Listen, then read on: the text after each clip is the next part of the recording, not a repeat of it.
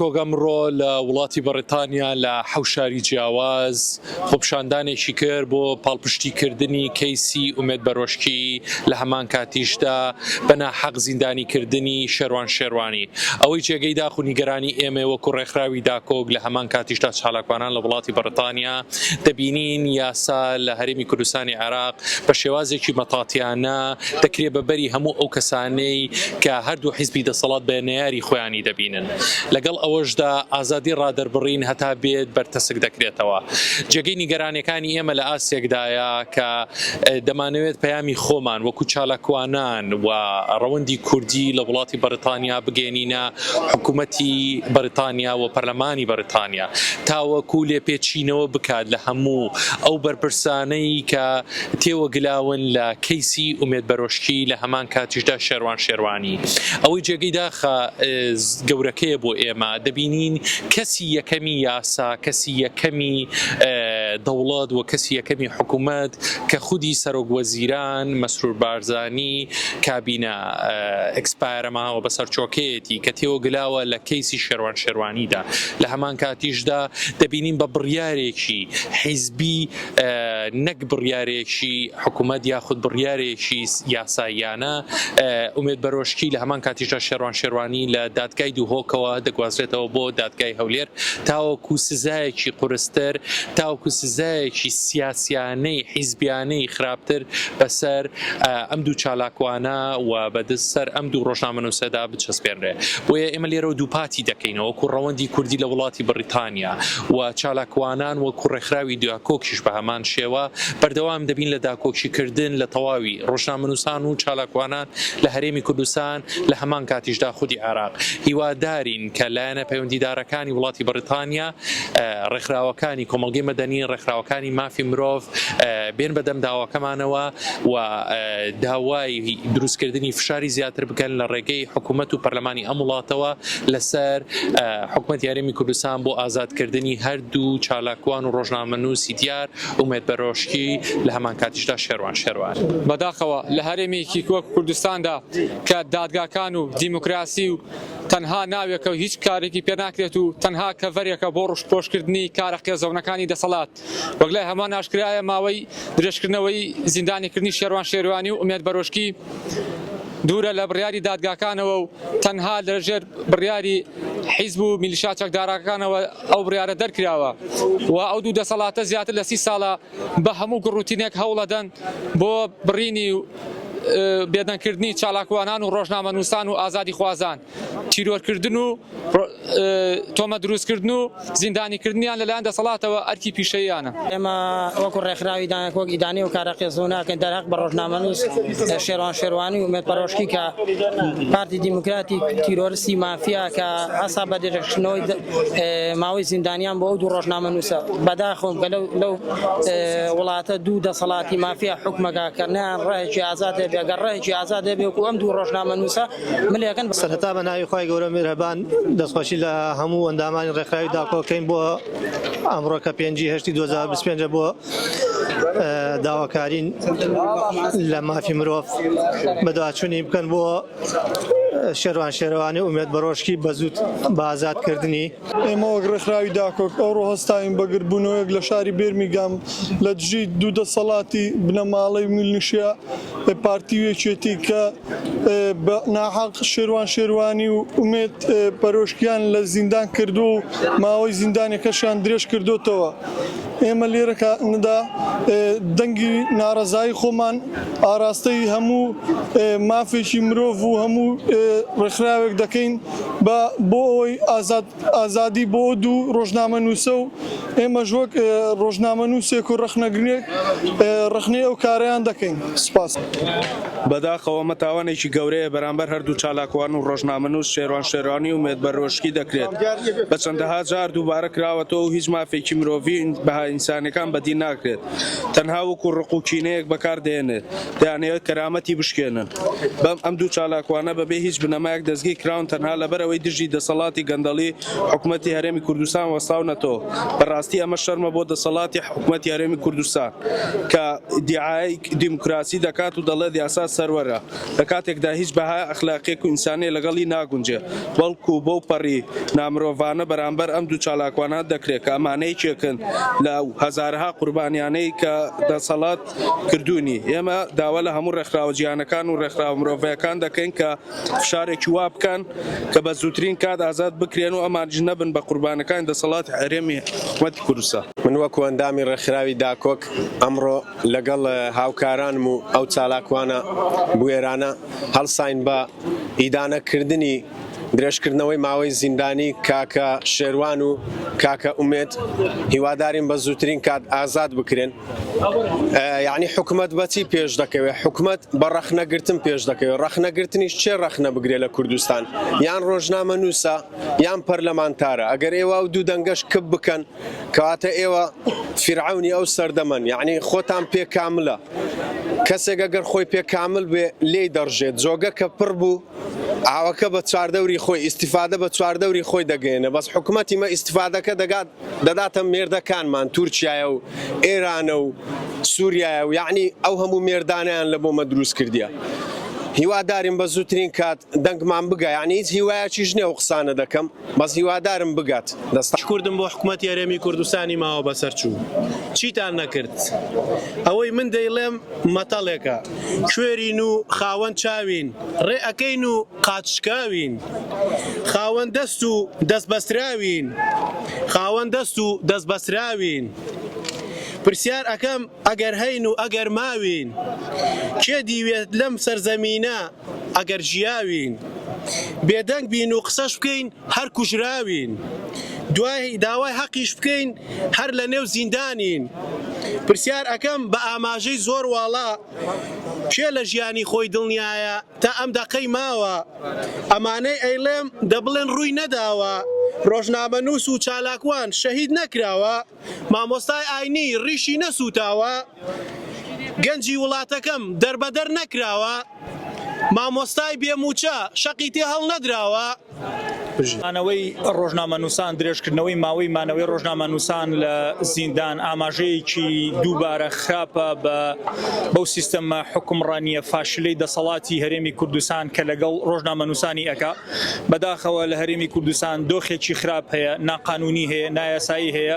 مامەڵی خراپی هێزە ئەمریکان هەیە لەگەڵ ڕۆژنامە نووسان بەداخەوە جارێکی دیکە بەداخەوە دادگا سەروەرنی و هەمیشە حیزب دادگای بۆ مەرامی شخصیەکانی خۆی بەکارهێناوە بۆ نمونە زیندانیکردن و سادانی کەسانی ئازادی خواز و نیشتمان پەروەر دەرگاکان بوونەتە ئامێرێک بەدەست حیزبەکانی دەسەڵات و چۆنیان بێت و کیان بوێت سزای بەسەر ئەسەپێنن وێ لێرەوە دەمانەوێت ئەو دەسەڵاتێت زوو گەندەڵ و چەمکارە بڵین زیندانیکردن و ڕوخاندن و کوشتن ئێمە سارد ناکاتەوە و دڵنیابن دەتان ڕوخێنین ئەمڕۆ لێرە وەستاوین بۆ ئەوەی دەنگمان لە دژی نادادپەروەری بەرز بکەینەوە شێروان شێروانی و ئومێد بەرشۆکی بەهۆی قسەکردنی ڕاستی وەستانەوە لەگەڵ خەڵکو و داوای ئازادی زیندانی کراوان بەردەوامی دەست بە سەرکردنیان لەلایەن دەسەڵاتدارانی پارتی و یەکێتیەوە پێشەڵکردنی ئاشکرای مافەکانی مرۆڤ و ئازادی ڕادەربڕین و دادپەروەری بنەڕەتیە ئێمە بە توندترین شێوە ئیدانەی ئەم کارە نایاساییانە دەکەین هێشتنەوەی ڕۆژنامە نووسان و چالاکوانان لە پشمێزی دادگا نیشانەی هێز نییە نیشانەی ترسە ئێمە بێدەنگ نابین و ناشترسین ئێمە داوای ئازادکردنی دەستبەجێی بێمەرجیان دەکەین دادپەروەری و دواخراو دادپەروەری ڕەتکراوە شێروان شێروانی ئازاد حکومەت بەرشۆکی ئازاد ئازادی بۆ هەموو ئەوانەی ڕاستی دەدوێن گنەی ئازادی لە هەرێمی کوردستان تیرۆر و کوشتن و ڕفاندنی ڕۆژنامە نووسان و ئازادی خوازان و چالاکوانان و هەروەها هەژمونی حیزبی هەردوو دەسەڵاتدار پارتی و یەکێتی بەسەر دادگاکانە ئەم ڕێگەوای کردووە کە ئێمە ئەمڕۆ لەم چالاکیدا گربینە و لێرە ئەمانەوەی ئێمە دەنگی لێری خۆمان بگەینین بە هەموو ڕێکخراوەکانی کۆمەلگای مەدەنی بە ڕێکخراوەکانی مافی مرۆڤ بە ئازادی خوازان بە ڕۆژنامەنووسان بە پەرلەمانتاران بە هەموو کەسانەی کە بەرگری لە ئازادی ڕادەبەرینەکەن لە هەرێمی کوردستان و عێراق و ناوچەکە و جیهان و ئەمانەوەی کۆدەنگی دروستکەین و فشاری جدی دروستکەین لەسەر دەسەڵات بەوەی بە زووترین کات ئومێد بەرۆشکی و شێرمان شێروانی ئازاد بکرێت و هەروەها ئازادی ڕادەبەرین لە هەرێمی کوردستانە پانتایەکی زیاتری بۆ بکرێت و هەژمونی دادگاکان بتوان بە ئازادانە بڕیاری خۆیان بدەن و لەژێر هەژمونی هەرو دەسەڵاتی پارتیوێکی دیدا دەرچن و لێرە ئێمە کۆڵ نادەین و بەردەوامیشین تاوەکو ئازادی ڕادەبەرین لە هەرێمی کوردستان و عێراق بە تەواوی فەرام ئەکرێت و ئەگەین بە ماف و ئازادیەکانی خۆمان. ئێمە ئەوڕۆ هەڵسان بە چالاکیەک لە شاری بێرمینگام وە پشتیوانی شێروان شێروانی و ئومێد بەڕۆشکی دەکەین. هەموو ژیان ئومێد بەڕۆشکی و شێروان شێروانی هەموو ژیانی بۆ دەرخستنی و گەندەڵی زۆرداریەکانی پارتی تەرخان کرد. پارتی بەتایبەت مەسرور بارزانی زۆر لی دەترسا و ساڵانێکە بەناحەق خوستیانەتە زیندانەکانەوە. شێروان شێروانی و هاوڕێکانی کارێگاریان هەبووە لەسەر ئاشکرابوونی ڕاستیەکان بۆیە لە ساڵی 2020 لە دۆهۆک دەرفێنرێت و دەستگیر دەکرێت. لە 67 ڕۆژ لە زیندانەکانی تاکە کەس دەهێندڵێرێتەوە و دواتر دووبارە لەگەڵ 4 چالاکوان بە تۆمەتی گروپی چەکداری سیخوڕی پارتی دیموکراتی کوردستان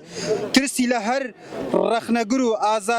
ئازا و ئازادی هەیە. لەوەی هەموو ڕووی ڕاستەقینەکەی ببینن هەرزوو کەوتە پەلاماردان و تۆمەت هەڵبەستن بۆ شێروان شێروانی و سەرڕای تەواوکردنی ماوەی حکومەکەی لە مانگی 3 ساڵی ڕابردوو پێویست بوو ئازاد بکرێت بەڵام پارتی سەرقاڵی تۆمەتێکی تری بوون و هەروەها دۆسیەکەنیان ون کردووە. دیارە ئەمڕۆگربوونەوە دژی درێژکردنەوەی ماوەی زیندانیکردنی چالاکوانان ئومێد بەرۆشکی و شێروان شێروانی لەژێر دەسەڵاتی پارتی دیموکراتی کوردستاندا کە بە شێوەیەکی نایاسایی ئەوان لە دۆهۆکە گوازراونەوە بۆ هەولێر کە کۆمەڵێک تۆمەت و قسەی ناڕەوایان دراوەتە پاڵتەنها لە بەرەوەی چالاکوان و نووسینیان نووسیوە. ئەمە لە کاتێکدا کە ئێمە وەکو ڕێکخراوی داکۆک هەروەها هاوڕێیانیشمان کۆمەڵێک نامە و ئیمێڵمان ناردووە بۆ ئەندام پەرلەمانی ناوچەکەمان هەروەها بۆ وەزیری دەرەوەی بەریتانیا کە فشار بخەن لە پەرلەمانی بەریتانیا بۆ ئازادکردنی ئەو دوو چالاکوانە هەروەها حەسانیان بخرێتە سەر و پارێزبەندیان بۆ بکرێت جارێکتر دەستگیر نەکرێنەوە. تا سڵاو بە خێراتنی و چالاکوانانەکەم و زۆر دەستخۆشێکی بێپایانم لە بۆ ڕێکخراوی داکۆ کە پژگیریەکی تەواو ماندوونە ناسانە کە بۆ ماوەی 2 هەفتە زیاتر لە دیتیشن سنتەری هیثرۆ پێدرێن کۆلنبروک دیتیشن سنتەر ریموڤە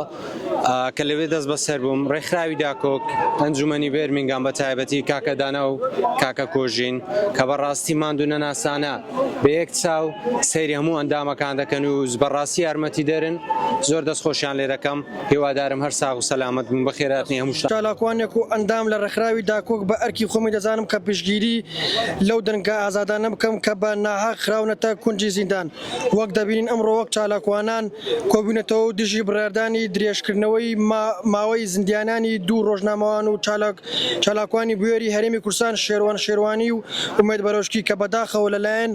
محکەمەی بە حیزبی کراو کە لەلایەن دەسەڵاتی بنەماڵەی دیکتاتۆریەتی پارتی دراوتە زۆر بەداخەوە لە هەرێمی کوردستان هیچ ئازادیەک نییە بۆ چالاکوانان و ڕۆژنامەنووسان. بەڕاستی شەرمە بۆ حکوومەتێک کە دەنگی چالاکوان سەرکوت بکات و بیان خاتە زیندانەوە بێهۆکار. شەرمە بۆ حکوومەت لە نوکی قەڵەمی چالاکوانان بترسێت. بەڕاستی بەداخەوە هیچ ئازادیەک نەهێشت بۆ تاکی کورد لە کۆتاییدا ئەڵێم ئازادی بۆ تەواوی ڕۆژنامەنووسان. چالاکوانێک لە وڵاتی بەریتانیا ئیدانەی ئەو کارە تیرۆریستیانە دەکەم کارێکی بەربەریە تۆ خەڵی لەسەر مافی خۆی قسە بکات و بکەیە کونجی زیندان. دڵنیام خەڵکی ناڕازی گەلێک زۆرە لە کوردستان و لە دەرەوەی وڵات. ئێمەوە خۆمان پشگیری خۆپێشاندانەکان دەکەین لە هەر شوێنێک بێ بەشداری دەکەین بۆ ئەوەی خەڵک بێدەنگ نەبێت و خەڵک چاوکراوەیە. ئیدانەی و کاری ترۆریستیانە دەکرێن کە دەکرێتە سەر خەڵکی مەدەنی و تیرۆرکردن و زیندانیکردنی خەڵکی ئاسایی لەلایەن بنەماڵەی بەرزانی و تاڵەبانیەوە. سەرەتا بە خێراتنتان دەکەم. زۆر سوپاسیم ئەندام و چالاکوانانە دەکەم کە من خۆپیشاندانیان ڕێخستۆ بۆ پشتگیریکردنی ڕۆژنامەنووسان. من پەیامێکی گرنگم هەیە بۆ ئەم دەسەڵاتدارانەی حکوومەتی عێراق بەگشتی حکوومەتی گەندەڵی پارتی و یەکێتی. بەداخەوە ئەمە تاوانێکی گەورەیە بەرامبەر هەردوو چالاکوان ڕۆژنامەنووس شێروان شێروانی و ئومێد بەڕۆشکی دەکرێت. بە چەندەها جار دووبارە کراوەتەوە کە هیچ مافێکی مرۆیی و بەها ئیسانێکی بەدی ناکرێت تەنها وەک ڕق و قینەیەک بەکاردێنرێت دەیانەوێت کەرامەتی بشکێنن ئەم دوو چالاکوانانە بەبێ هیچ بنەمایەک دەستگیر کراون تەنها لەبەر ئەوەی دژی دەسەڵاتی گەندەڵەکەی حکوومەتی هەرێمی کوردستان وەساونەتەوە بەڕاستی ئەمە شەرمە بۆ دەسەڵاتی حکوومەتی کوردستان ئیدعایەی دیموکراسی دەکات و دەڵێت یاسا سەرۆرە لە کاتێکدا هیچ باهەیەکی ئەخلاقی و ئینسانی لەگەڵدا ناگونجێت. Today in Birmingham, as an activist, Mashkhal Mohammed, with DACOC organization, we held a demonstration for the journalists Sherwan Sherwani and Umed Baroshki. Sherwan Sherwani was supposed to be released from prison in September 2023.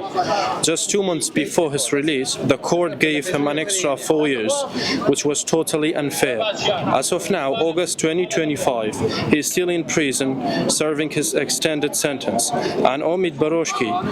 finished his earlier sentence, but in January 2025, he was given 6 more months for no reason. Then in July 2025, another 6 months sentence from 2021 was reactivated. Now he must stay in prison until early 2026, even though he had already served his time before.